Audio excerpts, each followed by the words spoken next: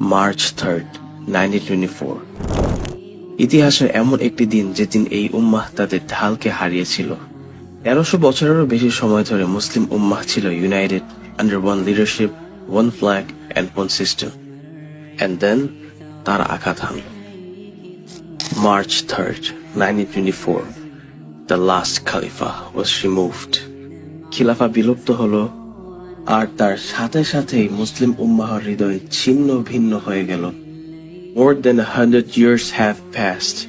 আমরা কি দেখতে পাচ্ছি এখন? দখলদারিত্ব, বিভাজন, রক্তপাত, এক বিভক্ত উম্মাহ যারা ম্যানমেড বর্ডারে হারিয়ে গিয়েছে। কিন্তু তারা ভুল ভেবেছিল। তারা ভেবেছিল আমরা ভুলে যাব।